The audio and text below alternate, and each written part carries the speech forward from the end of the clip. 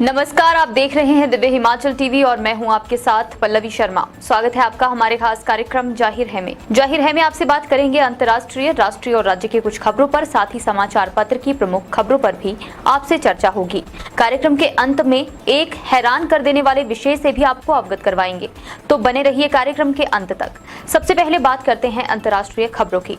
श्रीलंका में राष्ट्रपति गोटबाया राजपक्षे के इस्तीफा के ऐलान के बाद अब उनके परिवार के सदस्य देश छोड़ने की फिराक में हैं। गोटबाया राजपक्षे के भाई बासिल राजपक्षे देश छोड़कर भागने की फिराक में थे। इस बीच अधिकारियों ने इनकार कर दिया, जिससे वे भाग नहीं पाए। रूस और यूक्रेन के बीच 5 महीने से भीषण जंग जारी है। इसी बीच ईरान ने रूस को ड्रोन देने का फैसला लिया है। यूक्रेन के खिलाफ जंग में रूस इन ड्रोनों का इस्तेमाल करेगा।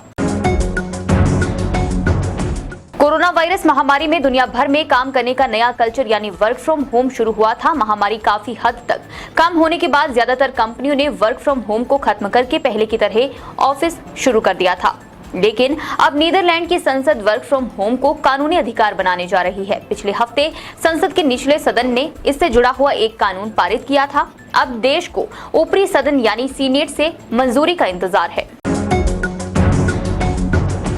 और अब बात करते हैं राष्ट्र की प्रमुख खबरों की।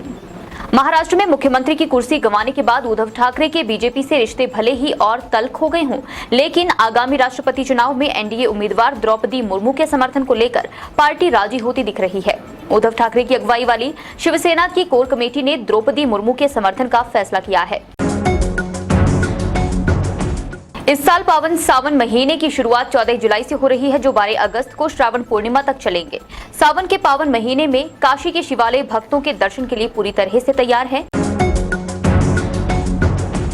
महाराष्ट्र में बारिश थमने का नाम नहीं ले रही है। इसी कड़ी में बीएमसी ने ट्वीट कर बताया कि शहर और उपनगरों में मध्यम से भारी बारिश की संभावना है। साथ ही छिटपुट स्थानों पर बहुत भारी वर्षा की संभावना बनी हुई है। आज कभी कभी तेज हवाएं 40 से 50 किलोमीटर प्रति घंटा तक पहुंच सकती हैं। और अब बात करते हैं राज्य की प्रमुख खबरों की। हिमाचल प्रदेश के कुल्लू जिला में एक पिकअप गाड़ी ने मां बेटे को कुचल दिया है। घटना में पोती घायल है और उसका अस्पताल में इलाज चल रहा है, जबकि मां और बेटे की मौत हो गई है। घटना के बाद पिकअप चालक मौके से फरार हो गया था, लेकिन पुलिस ने आरोपी को बाद में गिरफ्तार कर लिया। हिमाचल प्रदेश के कांगड़ा जिला के नूरपुर की गंगखत पंचायत के अनूह गांव की एक बुजुर्ग महिला का वीडियो वायरल हो रहा है। वृंदावन के आश्रम में महिला और कथावाचक के साथ संवाद का यह वीडियो है, जिसमें महिला कहती है उसके दोनों बेटों ने उसे घर से बाहर निकाल दिया है। हालांकि महिला के बेटों का पक्ष भी सामने आया है और उन्होंने वीडियो का खंडन किया है। राज्य में अब तक बरसात के दौरान भारी बारिश से 116 करोड़ रुपए की सरकारी और गैर सरकारी संपत्ति तबाह हो गई है। अकेले लोक निर्माण विभाग को 110 करोड़ रुपए की चपत लग चुकी है। 19 जून से 11 जुलाई तक सड़क दुर्घटनाओं, भूस्खलन, बाढ़ इत्यादि कारणों से 33 लोगों की जान जा चुकी है, जबकि 4 लोग लापता हैं। कुल 13 दिन में 67 लोगों की मौत हुई है। और अब बात करते हैं आज के समाचार पत्र की। प्रदेश पुलिस कांस्टेबल पदों की भर्ती के लंबे विवाद के बाद आखिर अब दूसरी बार लिखित परीक्षा के आयोजन के बाद जल्द ही पास हुए उम्मीदवारों की डॉक्यूमेंट वेरिफिकेशन की जाएगी।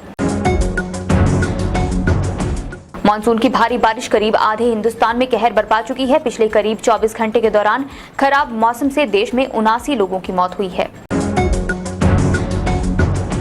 नेशनल हेराल्ड केस में पूछताछ के लिए प्रवर्तन निदेशालय ने कांग्रेस की अंतरिम अध्यक्ष सोनिया गांधी को नया समन जारी किया है।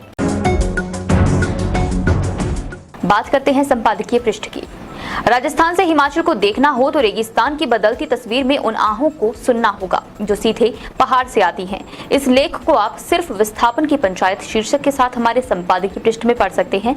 इसके अलावा रुकी हुई भर्ती के काल में अग्निपथ भी आपको यहाँ पढ़ने को मिलेगा, जिसके लेखक है डॉक्टर अश्विनी महाजन। सामुदायिक वानिकी से आय सृजन भी आपको यहाँ पढ़ने को मिलेगा, जिसके लेखक है कुलभूषण उपमन्यु। छिलकों की छाबड़ी में आज हनक और सनक लेख छपा है। कार्यक्रम के अंत में बात करते हैं आज के रोचक विषय की। इस पूरी दुनिया में अगर कोई भी रिश्ता इंसान के सबसे करीब माना जाता है तो वो माँ का है, लेकिन रूस में एक माँ ने इस रिश्ते को ही दागदार कर दिया है। उसने अपने एक मासूम बच्चे को सिर्फ अपना एक शौक पूरा करने के लिए दूसरे हाथ बेच दिया। इस माँ ने अपने 5 दिन के नवजात बच्चे को सिर्फ इसलिए बेच दिया ताकि वो मिलने वाले पैसे से अपनी भद्दी नाक को सुंदर बनवा सके। महिला को ह्यूमन ट्रैफिकिंग के आरोप में गिरफ्तार किया गया है। आरोप है वो अपने ही बच्चे को बेचकर अपनी खूबसूरती निखारना चाहती थी। आज के जाहिर है कार्यक्रम में बस इतना ही। देखते रहिए दिव्य हिमाचल टीवी।